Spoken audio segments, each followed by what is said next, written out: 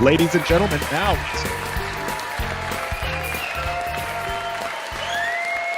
I'm so angry. Yeah, I'm so mad, dude. Oh, God. Nothing can be done for it. It's just, we have to take the intro video out back and... Yeah, it's over. Guys, welcome back for another episode of It's Too Late. I am your host, Alan Mosley, joined as always by the number one producer in late night. It's Dave Willimowski. Dave! Whoa. How are you doing? I'm living the dream. I'm exhausted. But it's great. lie. I'm ready to go. This is going to be so much fun. Yeah, I told you before the show, you keep on talking about all these long hours you're putting in at work. If you just get a cot and stay there and work the entire week's shift in one go and then go home, there you go. Yeah, it's Wednesday. I got 36 hours in. I'm almost done. I mean, those gas prices, oof. You know? Yeah. I actually, when I was in college, I worked at at one of the home improvement places, the one with the blue sign. Oh. Not high, but you know. Yeah. And I had a schedule like that where it was like, look, I only want to work like 2 or 3 days a week. Can I just work for like all day? Oh, and they let you do that? They actually did let me do that. I was kind of That's rad. Yeah. I was actually very, very grateful for that. But I don't want to be gaslit into talking about that stupid kid in the dry lock again. It's not that again. Yeah, no. We have a guest on tonight's show, and I got to tell you, like, there's no production staff on the show, and the interview ran like 52 minutes long in a 30-minute slot. So we have no time, Dave, for the monologue and the viewer mail and the meme of the week and the finale. But we can't just not have a monologue, right? Just we'll bang through it. Yeah. Yeah. You ever banged through it, Dave? Well. All right. Yeah. So, speaking of banging through it, WNBA star Brittney Griner was sentenced to 9 years in a Russian prison for smuggling illegal drugs, specifically cannabis oil and vape cartridges. It's completely understandable to be outraged by this, because I wouldn't wish this on anybody. It's ridiculous for anyone to be imprisoned for the choices they make with their own body, including the use of any drug, especially cannabis. Yeah. But the issue for me isn't the righteous indignation over Russia's treatment of Griner. The issue is with some of the people bloviating the loudest over it, particularly in the Biden administration. Take Vice President Kamala Harris, for instance. Officer Harris prosecuted thousands of cases, many against minorities, over simple possession, destroying countless lives in the process for drugs far less harmful than the kinds Hunter Biden fancies. Oh, and speaking of Hunter Biden, his dad, Joe, before he became the dementia-addled executive he is now, was well known for being the author of the 1994 crime bill that got tough on criminals for doing exactly the kinds of things that we have photo and video evidence of his son doing. But I guess that investigation is still pending. Conspicuously absent from all the outrage is the fact that the United States government has, and still currently does, prosecute people for exactly the same thing that Brittney Griner has been sentenced for in Russia. Now, I suspect before this whole episode started, she was sleeping soundly despite so many of her fellow Americans being in prison in the U.S. for the same offense. So, if and when she's finally able to return to the States, I hope that Griner uses her platform to advocate for the release of all nonviolent drug offenders here in America who may not be the beneficiaries of political posturing or prisoner exchanges. I guess for me, the real tragedy of this is that most people are perfectly content with the power of the status quo as long as they are not the target of its ire. It's a real shame that some people have to have it happen to them before they're willing to take a stand. Hey, that was... Okay, that's all. No, that's all the time we have, Dave. Oh, okay. Yeah. Yeah. Whatever thoughts you have right now, remember them for 52 minutes from now. And then tell me. Guys, we're going to be back with the meme of the week and the viewer mail right after this commercial break. Don't go away.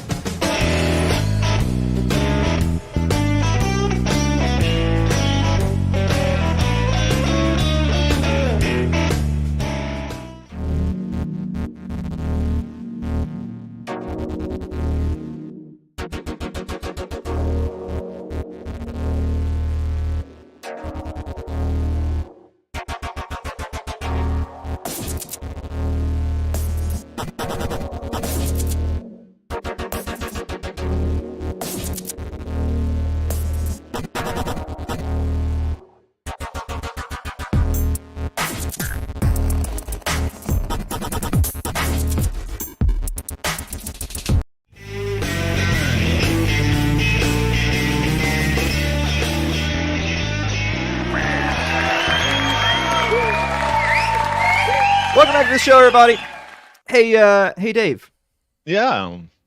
Well, yeah, you're slurring your speech already, for God's sake. Stay. I'm trying to hurry, and I accidentally combined two words. What time is it? It's time for Meme of the Week.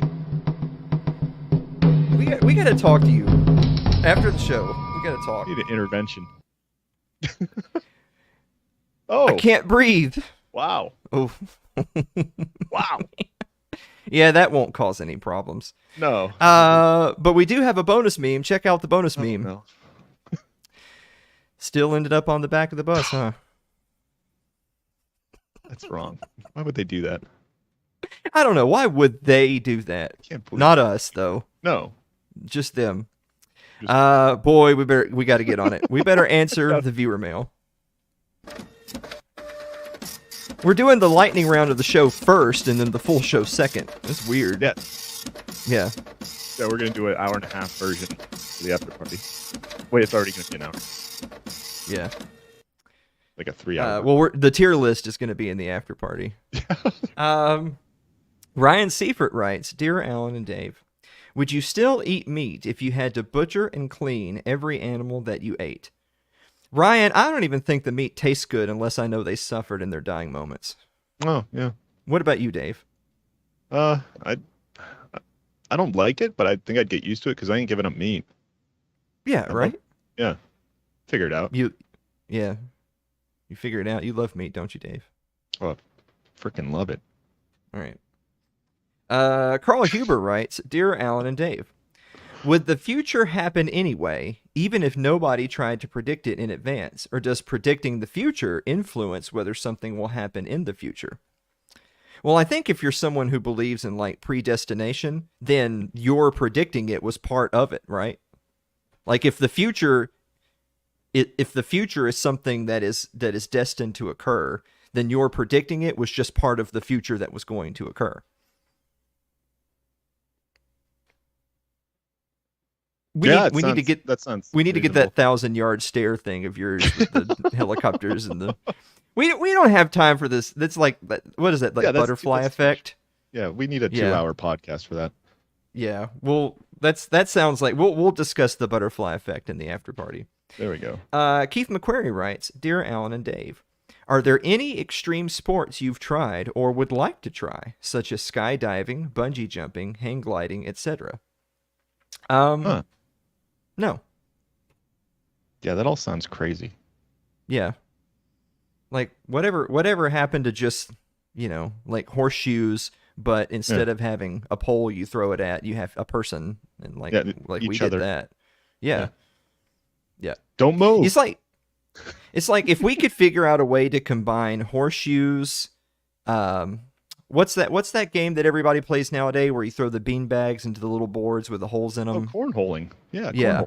Let's combine. We'll do this at next year's live event. We'll combine horseshoes and cornhole, but we do have horseshoes, but we don't have the boards. They're just humans. Yeah. Mm-hmm. And you try to land it on them without it falling off. Yeah. Well, because it'll be like 1 point for landing it on an adult, 2 points for a child because they're smaller. Yeah, they're harder to hit. Yeah. Not for me. Gary Dykstra writes, "Dear Alan and Dave, if the WEF is successful in forcing us all to eat the bugs, which kind of bug would you least object to eating? Ants, grasshoppers, crickets, spiders, etc.?" Oh. I thought they did all this stuff to like make the plants right, like all the Beyond Meat that's actually plants, but they say it's meat. How did we go from everyone's like, yeah, they're not eating the plant meat, let's just go straight to bugs? What the hell happened there? I don't know. Guess they know we want meat. Anyways, all right. I'd probably say mealworms. I hate all the legs on the other things like crickets and grasshoppers. I did a taste test and that's no fun. Yeah. Well, I think our Cajun friend Seth was pointed out that, what is it? Water bugs. Yeah. Well, like crawdads and stuff. Yeah. Yeah. Lobsters. Yeah, those are technically bugs, and we already eat them now. So I'm gonna cheat and say that shrimp. Yeah, shrimp. Yeah. I will sacrifice for everyone by eating shrimp cocktails. Let them So eat shrimp. so All right. selfless. Aaron Kentner writes, "Dear Alan and I am dear Alan and Dave, why are people obsessed with true crime? I don't know about people being obsessed with true crime, but I know a lot of women are into that. Have you noticed Yeah, that? they love those Annie mysteries and stuff like that. Yeah. Yeah, Anna Kay watches some of those too. She watches the YouTubers where it's just some chick talking about true crime stuff. Yeah. And and it's really weird because on the one hand you have like this whole generation of women saying, "Yeah, I'm really into true crime," and then they also say, "My anxiety's through the roof. I don't know what's wrong with me." Correlation Yeah. doesn't equal causation, you know. I don't know, man. Now I've got some thoughts for you for the finale. But we don't have we No don't have time. time. All right. Andrew Avery writes, "Sorry, I'm late. Cool. If you enlarge your chicken coop and installed 4 doors, have you created a chicken sedan?" Um, that's pretty funny.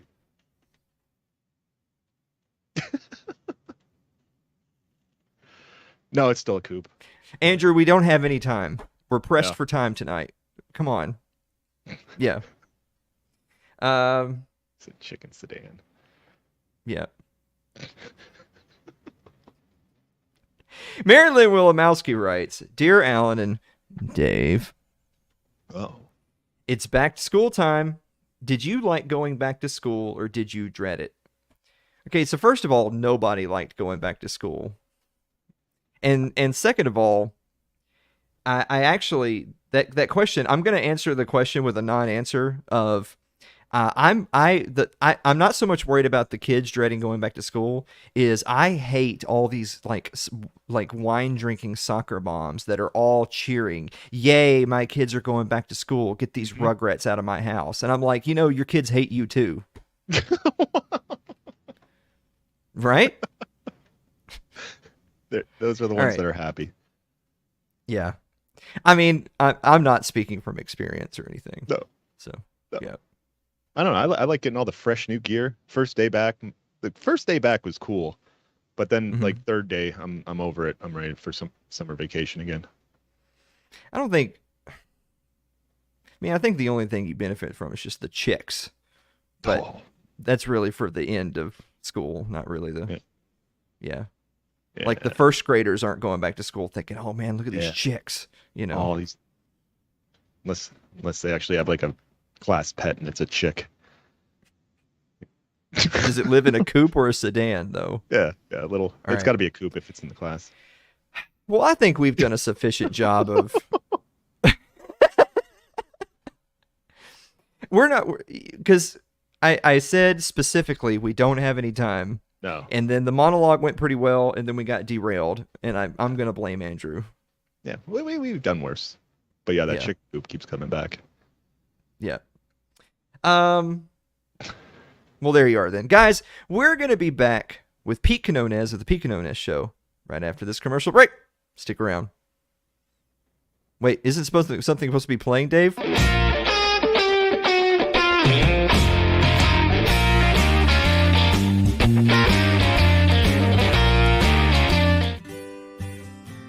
Your ad could be playing right now, reaching thousands of potential customers. Sadly, it's not, but it could be. Find out how to be an advertised sponsor for It's Too Late with Alan Mosley. Email us at info@alanmosley.tv.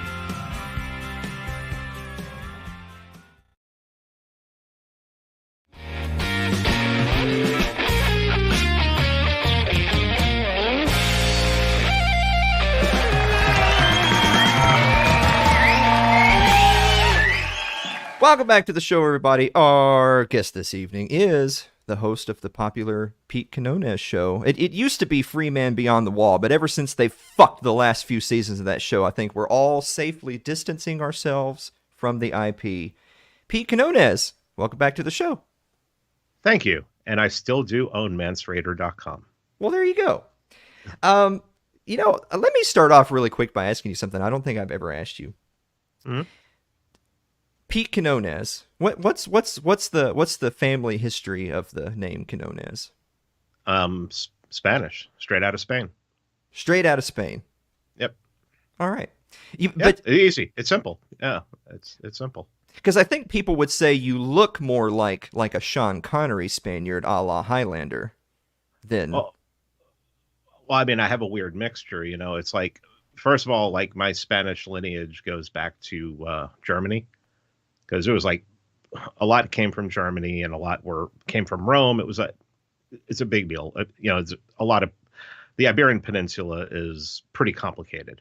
But my mom is basically like almost 100. I'm almost 100% Russian on my mom's side. So I'm a weird mix. So So what you're telling me is you're all the white people, all of them. yeah, it's yeah, I'm the dangerous white people. Yes. Okay, good. That's for sure. Yeah, yeah. How's summer treating you, Pete? Oh, it's fine. I mean, Auburn, Alabama during the summer, it's not like it's really hot here. And yes, it's friggin' retarded here. And I've been spending a lot of time in Texas, which, it's not hot there at all during June and July and August at all. So but yeah, the South is special this year so far. Yeah. Now that's interesting. I think the last time you were on, you were in the midst of a move, and we talked a little bit about that. But you've spent a lot of time here in the South lately, which is my homeland, the nation of my birth. So tell us a little bit about that. You're spending a lot of time in the South. You mentioned Auburn, which we all know an organization that just so happens to be homed in Auburn, Alabama. Why the move to the South? Why now? And how is it working out for you? I was living up in the Midwest, and relationship didn't work out. I needed to live somewhere and needed to move. And yeah, I had thought about Auburn before. I have friends who live here, and the cost of living is actually pretty damn good. Pretty damn good. So much so that I'm going to be actually helping a friend of mine from Atlanta. Actually, my former mother-in-law, she's moving here because it's just so much cheaper than Atlanta and Sure. safer. So Oh, yeah, yeah. Amen. Well, you mentioned that you still have mansraider.com. yeah. So when you started out the show and you were going by the alias Mance Raider, what was the thought process there? Was it partly a stylistic choice and sort of the representation from the fiction, or was it I don't want to be canceled, so I'm going to go by an alias, or was it kind of a mixture of the two? I was working for a major corporation, a multinational corporation, actually, and I was worried that people would try to cancel me. And what's funny is I really wasn't saying anything outside of the realm of anarcho-capitalism at the point, so it was really just me being delusional. I should have went with my real name from the start. Now sometimes I say stuff where I'm like, damn, why am I using my real name? I really should still be Mance Raider. But I'm also I don't have to worry about getting canceled for my job. So just payment processors and things like that, like stuff that would sink me right now. Yeah, so that's an interesting evolution because I know that you kind of went through that transition yourself, and now you feel pretty confident where you are now. But something a sort of a social phenomenon that I saw a lot of, particularly since the dawn of the age of COVID regime, is you have these people that perhaps they whisper you, perhaps they message you privately, and they say, Pete, I'm so glad you said this thing you said. I can't say that, and here's my list of reasons, but I'm glad you said it. And it's a weird comment to get to me because on the one hand, they're complimenting you. They're saying that they appreciate a work you're doing. On the other hand, at least in my view, it contributes to the social stigmas we have if you are not willing to say things and you're only willing to kind of quietly whisper in the back alley, hey, thanks for saying what you said. If more people are not willing to go public, then things continue to be social stigmas. Cancel culture is alive and well. Where do you sort of fall on that spectrum of speaking up and being heard versus hide your identity lest you be canceled? I mean, the way I look at it is if you're still working in the real world, if you're going to say stuff that might get you in trouble, just hide your identity. I have no problem with it. Especially when you see, how they go after some people and um, how people have been canceled, how people, someone like Owen Benjamin, who I just had on the show recently, how he had to go basically build his own platform. Mm-hmm. He just built his own platform, and Vox Day went with him. Molyneux's over there. Jim Bob, the artist, is over there, and there's a bunch of people over there now, and they're behind a paywall, and they are doing really, really well. So obviously, there's a market for people who say stuff that is, beyond the pale of common, what you don't want to say at the supermarket, but still there's people out there who want to hear it. So I'm all right with people in the, general people who are, have to go to work in the morning and sit in an office. If they want to say stuff online that they believe that also might be incendiary, please keep your identity, safe. Well, speaking of being canceled, I know I was getting ready to message you just earlier today, and our messages were gone, Pete. They weren't there anymore, and so I had to type in your handle, and account has been suspended yet again. I don't know how many iterations of Pete, Mance, Raider, Raymond, Quinones we have gone through now, but yet another iteration has bit the dust, and I have to ask you, what was it this time? All right, I have a Substack.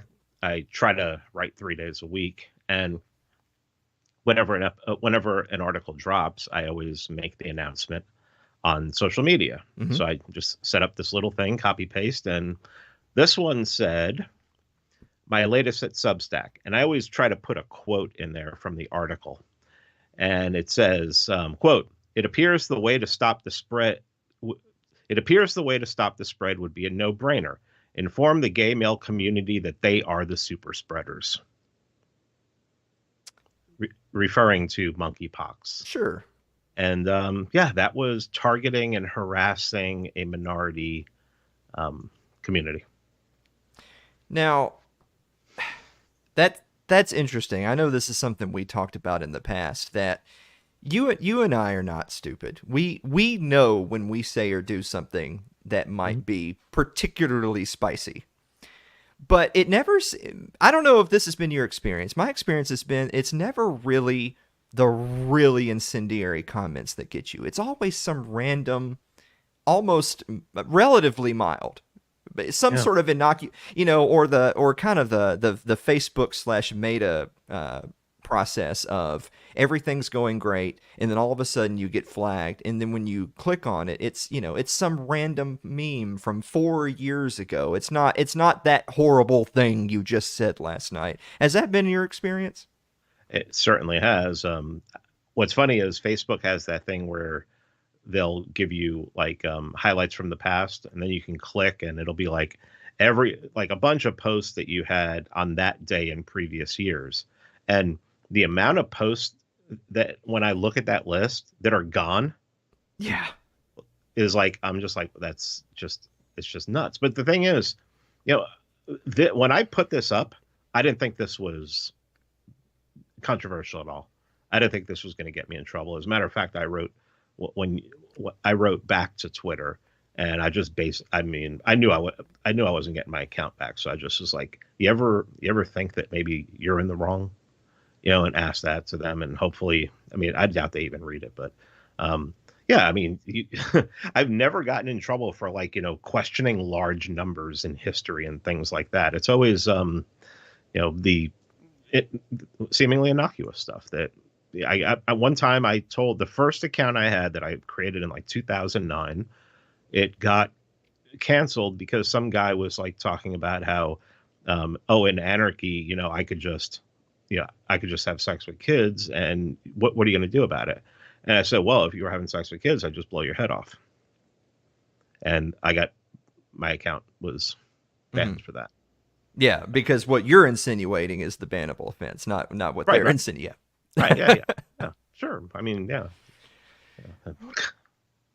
So, well, staying on the topic of social media, something I know we've talked about a little bit in the past is I'm very liberal when it comes to the usage of the block and mute features. Because something that I've talked about a lot on the show is when you're talking about building communities, talking about, people in our sphere talk a lot of times about this almost mythical, legendary Liberty community. But I feel like right. But I feel like don't even get me started on Liberty movement. I'm willing to live with Liberty community. I don't go for Liberty movement. But there's to me, part of having a community is association and disassociation. And if there was some random hobo out on the street that was yelling obscenities at you, you wouldn't invite that person in for tea in the afternoon and learn their life story. You'd be like, ugh, stay away from me. I don't want to hear from you. And it's wonderful. This is the best feature of social media, that you can block and mute people that you don't like and don't want to hear from. And yet you have other people that wear these things as a badge of honor, or God forbid you have the people that say, well, this such and such public figure, they can't block me. That's breaking some whatever FCC regulation, or well, you're a coward. They're running from me. That's one of my biggest pet peeves is even if you didn't like that person and they blocked you, like, okay, more's the better. That's just one less mouth I have to hear from. What's your opinion on that? I always think it's hilarious when it comes from people who are libertarians or anarchists or voluntarists, because all they want to do is like have this anarchist society where everyone's an anarchist. Well, you can do that on social media. You can just block people who aren't. Block people you don't like. Why would you want to force somebody into a relationship with you? The people who are saying, "Oh, you shouldn't block people." Why do you want to force me into a relationship with you? I mean, it sounds like you're a tyrant. That's what these people always turn out to be. It's like half of these people who have the V thing in there, when you're like, well, yeah, I'm a voluntarist too. I think that, if white people want to build a town and exclude black people, I'm okay with that. And they're like, well, no, I'm like, I thought you were a voluntarist. Sure. Well, that's not what it, oh, your feelings are hurt. Is that what the problem is? Your feelings are hurt. I mean, that's basically what it comes down to. Is these people are all positive rights people. They're all influenced. I mean, they've been corrupted by leftism. I mean, everything in this country has been corrupted by leftism. Why wouldn't anarcho-capitalism and voluntarism and libertarianism get infected by leftism? What's worse in this country, being a fascist or being a commie? Commies are out in the open. People who call themselves commies like run the university system. Sure. Do they hire fascists, or do they try to get them basically killed or stalked or targeted? All right. This is what my friend Thomas calls the Nuremberg regime. It's like after Nuremberg, anything to the right of Mao, is considered basically criminal, not illegal, but criminal. If you're just too right wing, oh my God, you're a reactionary. And most of the people who call me a reactionary like have no internal monologue. So they're just running on instinct, basically. Yeah. Reaction is actually thinking through something and and then reacting to it, trying to have a solution for it, or at least have an opinion about it. It seems to me that this whole leftism is forcing people into relationships that they don't want to be in, and blocking people on social media. Social media is, I mean, even my ex-wife Jen, she's she's more of a Reason magazine kind of libertarian, but even she's like, if just block people. It's like, if you think that you want a voluntary society, social media is the best place to have it. You just block anyone you block everyone that you don't want to deal with. And it's perfect. People will be like, oh, we'll get in a private group chat or something like that. Fuck you. I'll do what I want. Screw you.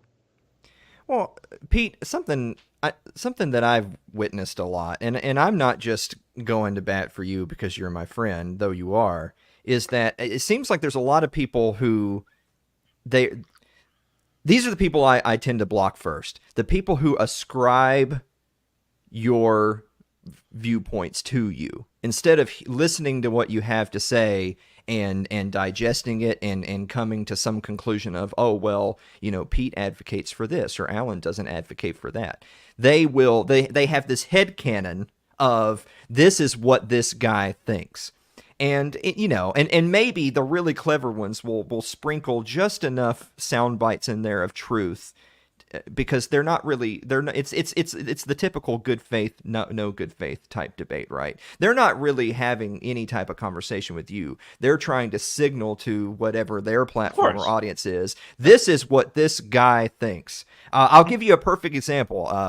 I don't write as much as I used to. I admire you for that.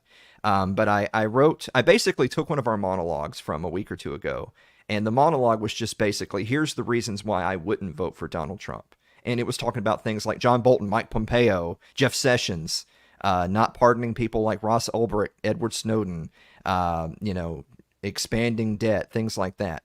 And the article specifically had a paragraph at the end where I didn't, because I'm not a voter, but I didn't say don't vote. I don't give a shit if people vote or not. That's where I am politically. But I didn't actually say that in the article. The article has a whole paragraph that specifically says, if the only reason you have left to vote is to own the libs, other than the fact that I don't think you're a particularly well-educated voter, if your one issue is own the libs, I don't think you have a lot of issues you give a shit about. But if you are going to vote, Go vote early and often, right? Go vote in the primaries. Try to find the best candidate so that you don't wind up in these situations where you have John McCain, Barack Obama, Mitt Romney, Hillary Clinton, Donald Trump type, elections. Try to find better people, but that means being a little bit more engaged than just voting once every 4 years. Needless to say, most people don't fucking read the article. And so you have all these replies already of people saying, well, if we did what this guy wants, it'd just be more of the same. He has the same views as all the legacy media. And I'm like, really? Alan Mosley has all the views of the legacy media? I should be making a lot more money than this. So it's ascribing your views onto you as opposed to listening to you. Now, sure. Pete, I'm sorry I just went on a little rant there because this happened earlier today. It's your show. I know that this has never happened to you. I mean, I just did an appearance on Dave Smith's Part of the Problem. Little bit bigger, a little more audience than this show, and my show. How dare you? And my show. And I talked a lot about Hoppe, and so now there's a meme going around. Not a meme, but it's like a memetic going around that Pete doesn't know anything about Hoppe. So who do I contact? I contact the guys at Hoppian.org. And I'm like, you watched a show. Did I say anything wrong about Hoppe? And they're like, nothing that jumped out. But it's just people who, they don't know Hoppe. And one guy in particular is a voting is violence guy. Those guys, that's hilarious to me because it's something that I used to do. And it's so embarrassing when you say stuff like that because you're just basically showing that you're retarded. And I used to be retarded. I found a cure. It was called going to the right. And then you stop being retarded. And so, it's like, well, I don't know anything about Hoppe. And then I asked the experts over at Hoppian.org who probably don't know anything about Hoppe either. They only name the site after him and, talk to Hoppe and things like that. But, it's all the time. It's like, so when another one is that I'm black-pilled. That's that's like my favorite. It's like, Pete's black-pilled. Well, the only reason I'm black-pilled is because I don't agree with what they're doing. Yeah. I don't think what they're doing is going to work. So that means I'm black-pilled. But in the same breath, I say I don't think what they're doing is going to work. But here's something that I think will. My Substack today was about how we win and not having a culture of losing, not having a culture of defeat. How is that at all black-pilled? And it's probably the most white-pilled thing I've ever written. And I've been writing stuff like that for over a year. But because I don't agree with what they're doing, especially the agorists. I mean, this voting is violence guy, this guy who wrote this whole thing about how I don't know what Hoppe teaches, and then like somebody else read it and was like, this guy doesn't know what Hoppe teaches. The guy who wrote it, who's critiquing me. And then, of course, he threw a voting as violence thing in there because on Dave's show, I was making fun of these retards because it's pretty much retarded. It's like voting is violence. I mean, everything's violence. Everything is, oh, you want to do local politics because you want to be a king over me. Nigga, you live 2,000 miles from me. What the hell are you fucking talking about? These people, they're virtue signaling to their in-group. That's exactly what they're doing because they're all leftists. They're all influenced by leftism. If somebody tells you libertarianism isn't left or right, and they're, for the most part, I know Walter Block says that, but I'm talking about someone online. If you really drill down and you look at what they believe, they're leftists. And can't deal with retardation. I think where I draw the line, because at the end of the day, look, I'm just a late night host, right? I'm not trying to change the world here. I think where I draw the line is just asking people objectively, no particular issue or philosophy, is can you recognize a preference poll? Can you simply look at a list of options and identify which one you would prefer? Now, I may perfectly agree with you that all the options are bad, but can you identify the least bad option?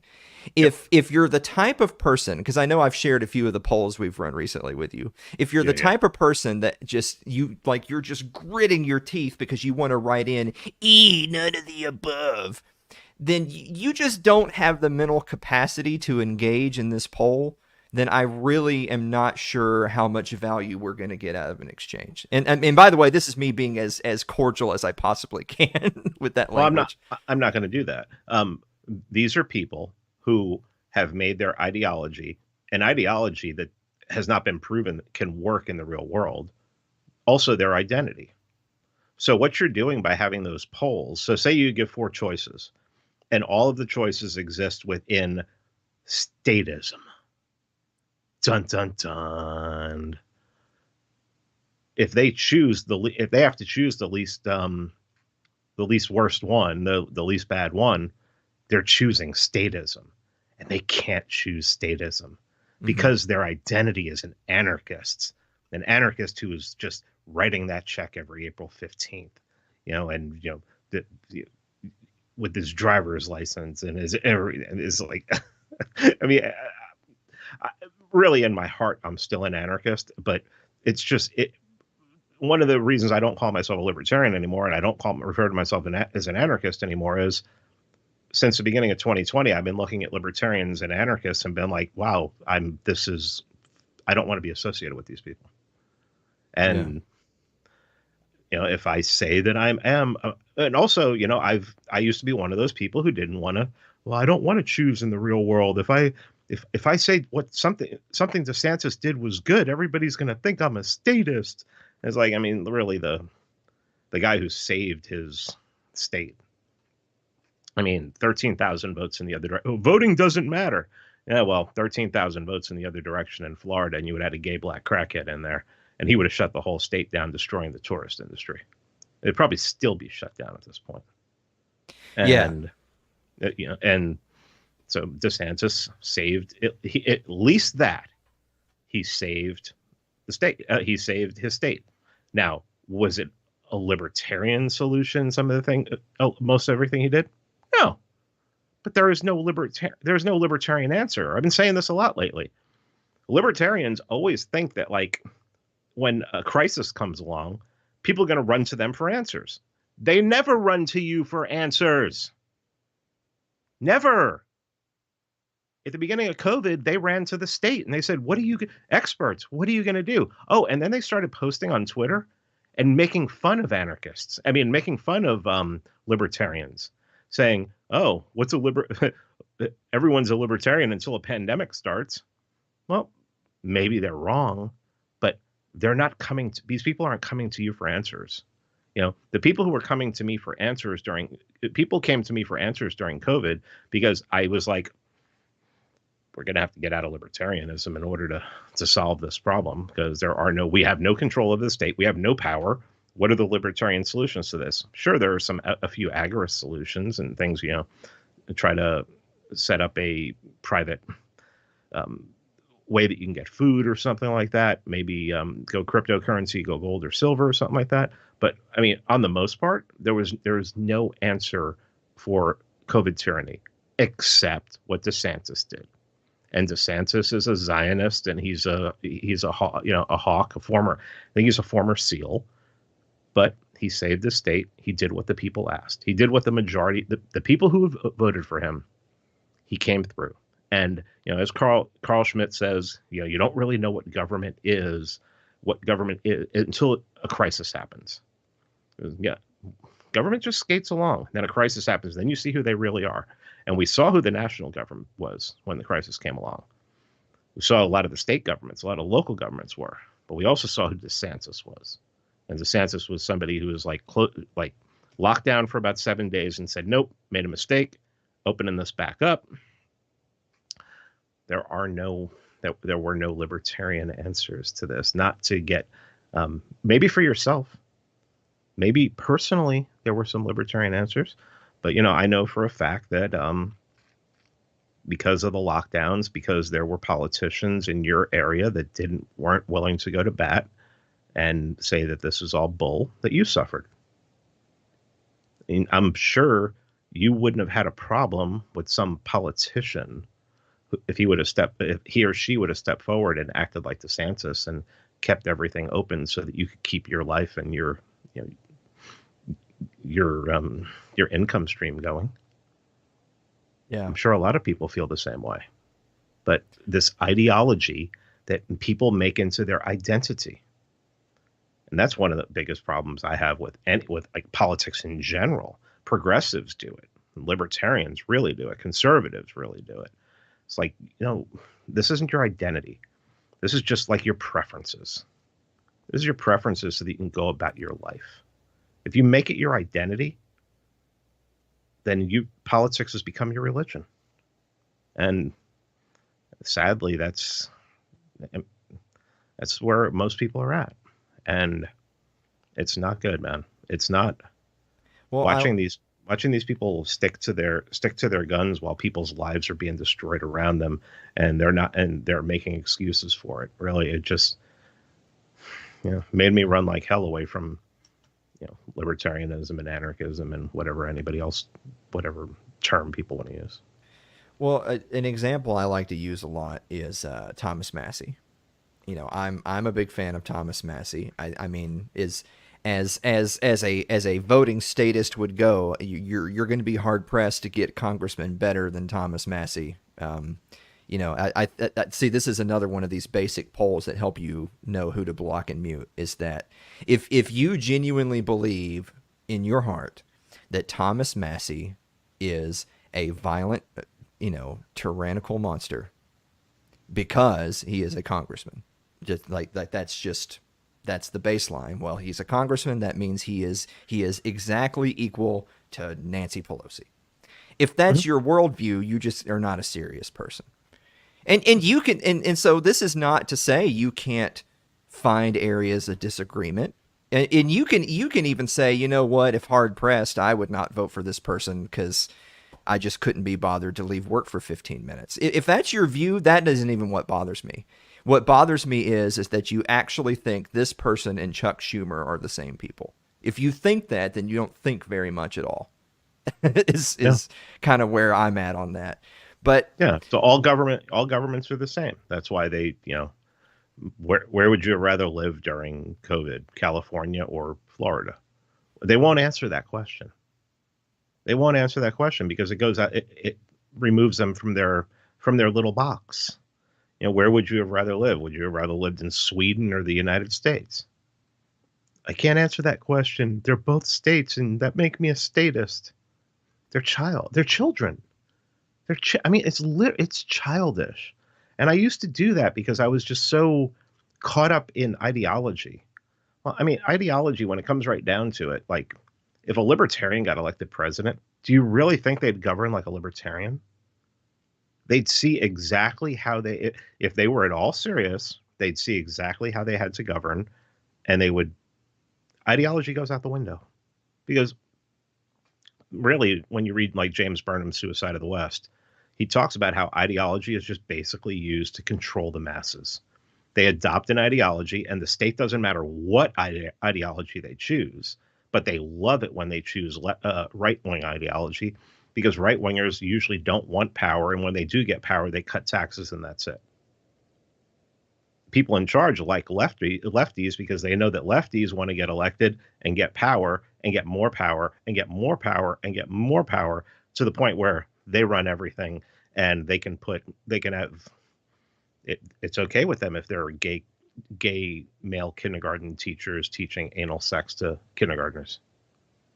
Yeah. They get Oof. to do, and libertarians. Oh, how many libertarians out there? Even ones that are, one particular that I know that's running for governor was like, you can't call these people groomers. Okay. All right. Yeah. I'll do whatever the fuck I want. But Yeah. Well, the last point that I kind of want to touch on, because we're running out of time, is be kind of preceding any policy positions or even ideology or any of it, is I've come around a lot more, not only to talking about your community, building and taking part of your community. I've gotten to asking people closer to our age, as opposed to the boomer cons, of, do you know your neighbors? Do you know them? Yeah. Have you ever visited with them? When you moved, the last time you moved somewhere, did you bother knocking on anyone's door and saying hello? Because I feel like if that's a bridge too far for you, then I'm not sure national politics or even state politics is quite up your alley. And another way I put it is like, let's be honest. I'm perfectly content to use myself as an example. I lost some weight recently. I was a fat fuck. I'll be happy to write a blog. It's pending. It's going to be Alan's new diet philosophy. It's called How to Eat Less and Not Be a Fat Fuck. But I was unhappy. I was unhappy with myself and that particular aspect of myself. And I thought, well, I feel like I'm being hypocritical to tell other people, you can't change the world unless you can change yourself. And me have things about myself I can't change. And so I thought, well, I better work on myself and try to do better, just as a human being, as a man, as a husband, as all those things, so that I know I'm doing the best I can. And I want to encourage other people to do the best they can of the things they can control to make their families better, their communities better, have a better relationship with their friends and neighbors. Because if you can't change yourself, you're just not ready for the next battle. You're not ready for the wars to come. And boy, there are people that'll hear that and they'll respond positively, saying, you know what? Even if it's just to prove me wrong, I'm happy to be proven wrong. If you say, you know what, I am going to do better. Fuck you, Alan. Okay, great. That sounds awesome. I look forward to it. But you know what? Got a lot of really angry response to those types of statements too. And I'm like, it's like the meme of, why are you booing me? I'm right. Why are you mad at me because I think you should try to be a better person, a healthier person, a wiser person, a more successful person? And I'm not, like, we're not even discussing politics right now and we're pissing people off. Well, you don't even have to mention your neighbors. How many people know their family that they live with? I mean, their faces are stuck in a phone or a tablet or on a computer. I mean, how many people, I'm sure there are people who are listening to this, watching this, who have family dinner every night, but I'm assuming that a lot didn't. I didn't growing up, and I'm from a different generation. I was a latchkey kid. I had two younger brothers that I cooked for. If I didn't cook, they didn't eat. If I didn't cook, my parents didn't eat because they both got home late. How many people know their family? I mean, much less their neighbors. I live in a duplex, but it's like houses. It's like full-size houses, but it's two connected to each other. I know that I know the people who I share a wall with because we talked as soon as I moved in. I know I know the neighbors across the street because they actually in the community they're contracted to do all the lawns and everything like that. But for the most part on my street, I don't know a lot of people. I've lived here about 6 months, but I know people who in town that I know that I can go that I'm close with and everything like that. So but I even look at the family. I put out a tweet today that said the regime had to destroy the family unit because the family unit is their greatest threat. I mean, a strong family. I've said this, been talking about this on my podcast. I hope this doesn't get you in trouble, but like the war on white people, which is an obvious war. I mean, I've seen video montages. They talk about it on the news. They talk about it on MSNBC. They talk about it on CNN. They talk about it on podcasts. They talk about it openly. Talk about it on Twitter. And like, okay, why would they have a war on white people? Well, because the family unit, white people have a tendency to have more cohesive family unit, and also white people don't need the government as much. They're much more independent minded. Usually have more means, more ownership of property, so they go after. It's like the government needs you to be reliant upon them. So let's destroy the people who are are the least reliant upon us. But I think it just all comes back to the family. I mean, look at how bad society's gotten since like 1965. I mean, Thomas Sowell talks about how during the 50s the white divorce rate was higher than the black divorce rate. And then all of a sudden the Great Society comes along and it just absolutely destroys it. People bought into it. I mean, that community for the most part is destroyed because of the family. And if you have families that are destroyed, how are you neighborly? It's like, I mean, everything is fractious.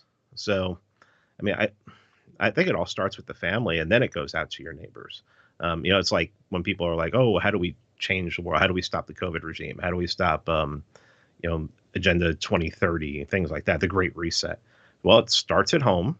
You figure out a way to generate income that's outside the system, and if possible, learn to grow food, do stuff like that, and then you can look and you're like, okay, do I want to team up with people in the area and have like sort of a mutual aid society, or at least some kind of lifeline that people know that they can rely upon each other?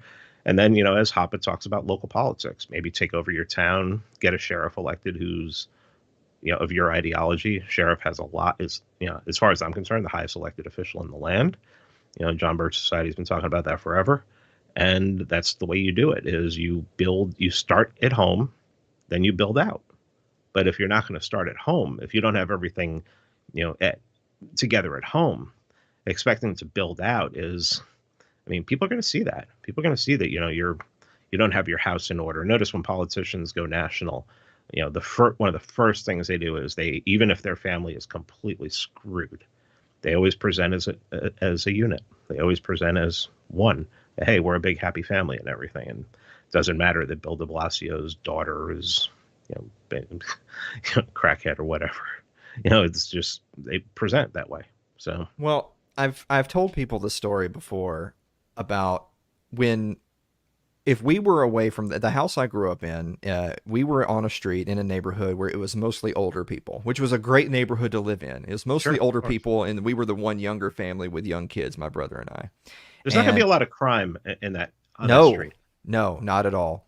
And specifically to that point, it was the kind of neighborhood where we didn't need security cameras, because if someone even so much as used our driveway to turn around and pull back out, they would be getting daggers stared at them by all of our neighbors, all the old fogies. And then when we got home, they would say, "Hey, do you know a brown Ford Tempo? You know anyone that drives that?" No. Well, they turned around in your driveway. And I remember being younger and thinking, God, how corny and nosy these people are. But when I got older, I realized, man, what a great neighborhood to live in. These people give a shit about what's coming up and down their street, and they give a shit about their neighbor and what's going on at their house. And how blessed we were to have that. And I know that there's people listening right now that might say, well, Alan, we live in a fractured time. Everything is just so politically charged. That's why we don't have that anymore. And my response to that is, boy, that sounds like an excuse. Yeah, I mean, you're telling me your community can't come together, especially in hard times, especially in 2020. I mean, where I lived in Atlanta, I knew my neighbors.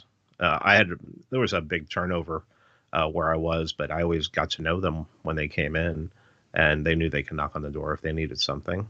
But yeah, it just doesn't make any sense to me that yeah, something that Dave and I talked about on his show were getting rid of the term individual and collective, like once and for all, because people use them as pejoratives, or it's like individual rights and everything. It's like, come on, you need humanity. Stop. All right. Individual rights, sure. No one should be killing you. No one should be taking your stuff. No one should be hurting you. But stop with the individualism. You're not a radical individual. You can't even make your own clothes. Now, the two people listening to this who make their own clothes are commenting right now. You can't make your own car. The one person who's made their own car is commenting right now. But then it's like, oh well, you want it to be a collective, and then you'll have to. Yeah, well, I mean, anarchy was never about having 320,000 Liechtenstein, 320 million Liechtensteins. It was about having 10,000. And that's going to be there's going to be communities. And I mean, to think that, sure, to a large extent, you have rights as an individual, but you also have responsibilities. And you have responsibilities to yourself, you have responsibilities to your family, and you have responsibilities to your neighborhood. You have responsibilities to where you live. Most of those responsibilities are negative. Don't hurt people. Don't take their stuff. But I mean, if you think you're going to get along on your own, well, maybe. But if things get really bad, you're going to have to rely on other people. I mean, unless you're independently wealthy or something like that, and you've converted money to gold and crypto, whatever I just don't. I don't know how this ideology that I came into, libertarianism, really actually survives. It'll only survive by people who are gonna are going to make it cultish, because it doesn't solve the problems of the world right now. It doesn't. How does libertarianism solve the Great Reset? In general, are you going to get libertarians elected? I mean, at the local level, sure. I mean, are they going to do what needs to be done at the local level? I mean, politics is not politics is a combat sport. You have to be able to, hit somebody, metaphorically. Yeah, God, yeah, please. Yeah, libertarians don't want, they don't want that. They just want to think that their ideas, if they could just find somebody to communicate their idea, just the right way, that everyone in the world is going to become a libertarian. It's just retarded. I think that, and then you say, well, I say, well, Ron Paul ran and he was a Republican, but what was coming out of his mouth was very libertarian, and the people rejected it. Most of the people, the overwhelming majority of people, rejected it. Well, maybe you need a better, 9/11, or it's always an excuse. It's always an excuse, and it's always bringing up something like some kind of emergency that happened that caused people to abandon libertarianism. Yeah, that's government. Government is about emergencies. There's always going to be an emergency, and if you don't have the power, and you don't have it, you could have all the best ideas on how to solve it, but if you don't have the power to solve it, if you're not in place to solve it, people are just looking at you like you're an idiot, because you don't have the power, and that's what they want. People like power. See, I look at the Ron Paul example as the equal and opposite way. So you mentioned these are the same kinds of people that think voting is violence and all politicians are evil and all that. It's like, well, look at Ron Paul as an example. A lot of these same people love Ron Paul, and that's a circle that you can't square with these people, because which is it? Either every politician is evil and they're all the same. Ron Paul's exactly the same as Mitt Romney, right? There's just no difference between the two. But to your point, it was rejected by the overwhelming majority of people. That's true. However, comparatively to libertarian messengers, he was a fantastic one. He reached a lot more people than Joe Jorgensen could ever have dreamed of reaching, sure. Right?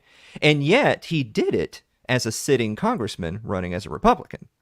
So right. Those are just different viewpoints that I feel like these Yeah, yeah. people can't reckon with. But Well, and it's become very fashionable to hate Ron Paul recently.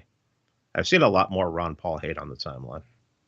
yeah, And well, I think that's just, I think people, what I think that is I think it's people retreating into ideology and becoming so ideologically rigid that they have to reject Ron Paul because, he he was an elected official and people voted for him, and voting is violence. And, Ron Paul, I, I don't know if he ever collected a salary. I mean, I've never asked him, but who cares? I mean, he was elected to do something, and then there's all that. Oh, well, he did this, and he did that, and he did this, and he did that, and everything that they like, all the things that they are critical of is him taking care of his people at home. Your people at home, the people you represent, are getting robbed blind in taxes, and so Ron Paul puts a little pork into a bill for the people at home, and then he votes against the bill knowing the bill is going to pass. It's like, well, I'm sorry. It's like, it, my mom died at 59 before she had been working full time since she was 16. She paid tons of money into the Social Security system. That they kept that. It wasn't passed to me. It wasn't passed to me and my brothers. I mean, they kept that. So when she turned 65, would I have told her, it's immoral for you to take that money? Because that money really isn't what you put into it. No, you fucking take that money because they've been stealing it from you your whole life. That makes me unprincipled. I don't give a fuck. It's a great thing. I've just taken this attitude, whereas people are like, well, you're not a libertarian anymore. I'm like, thanks for catching up. Yeah, thanks. I've been saying that for a while. Yeah. Okay. yeah, I still hold to libertarian principles. I still talk about private property. I still talk about good economics. I still talk about the right to free association and the right to not associate.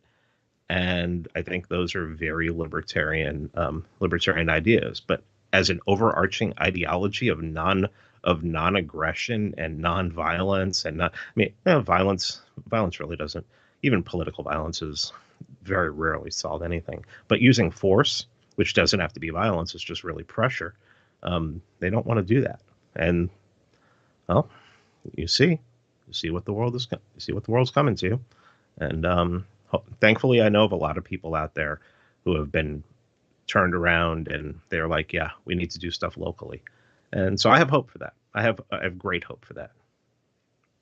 so good collectives versus bad individuals, I feel like might be a good title for this.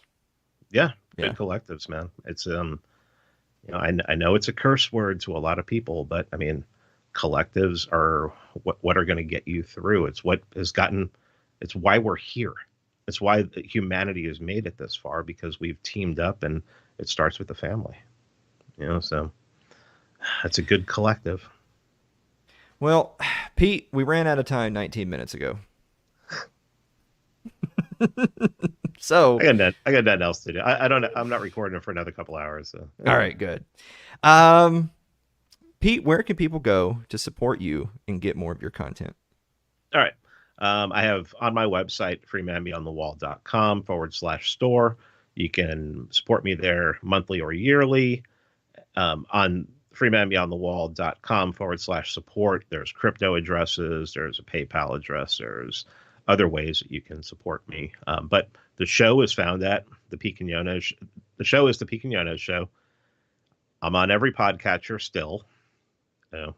Had some episodes taken down from Spotify. For now. Hey, yeah, but hey, the YouTube channel's still up, and the Substack, Pete'sSubstack.com. Taking a little learning from Tom Woods and buying domains that are easier than PeteQuinones.substack.com.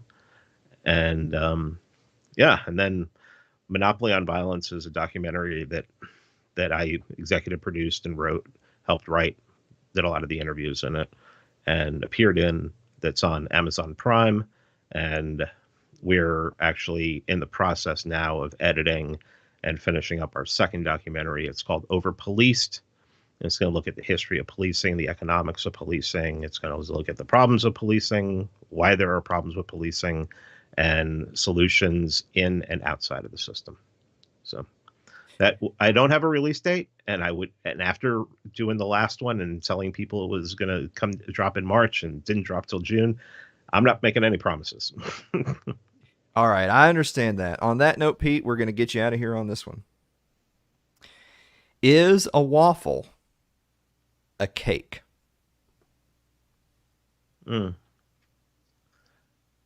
Yes.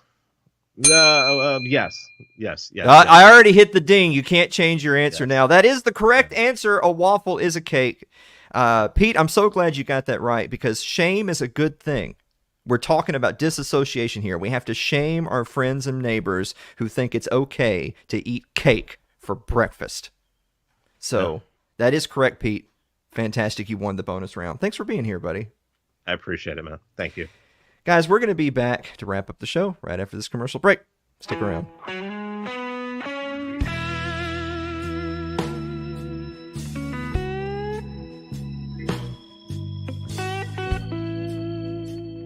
If you're enjoying tonight's show, consider supporting the program by becoming a member of our Patreon.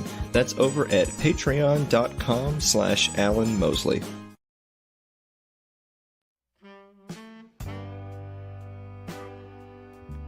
Like our Facebook page. It's facebook.com/Alan Mosley TV. You can follow me on Twitter. It's twitter.com/Alan Mosley TV.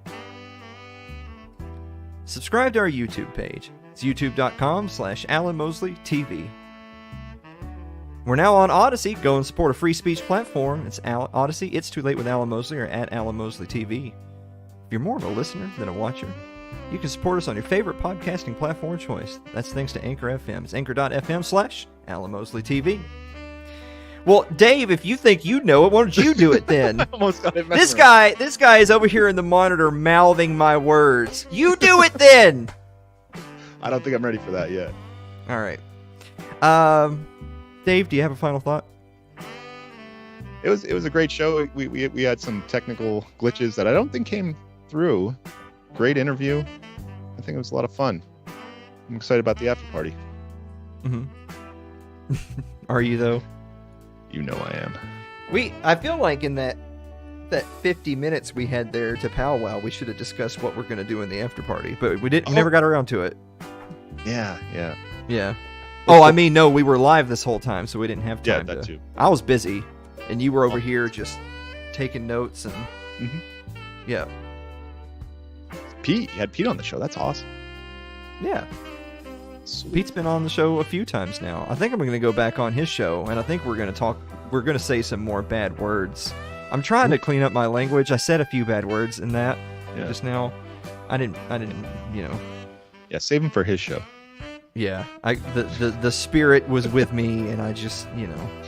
All right. So the after party is only on Twitch. That's twitch.tv/Alan_Mosley. But if you're not going to be there, thank you so much for watching another episode of It's Too Late, and we will see you next week. Almost Look at forgot that. we did the show. Yeah. Yeah, we're at like an hour and 9. You guys, when it hit 59:59, Dave was just going to end the stream. Yeah, I was ready to. My finger was on the button. Yeah, you're contractually obligated for a 1-hour show. This is bullshit. You're calling your lawyer. Launch codes. Yep. Yeah. I'm gonna file a grievance. Yeah. I don't know. We don't have a very strong union here. No. Sounds like some comic gobbledygook.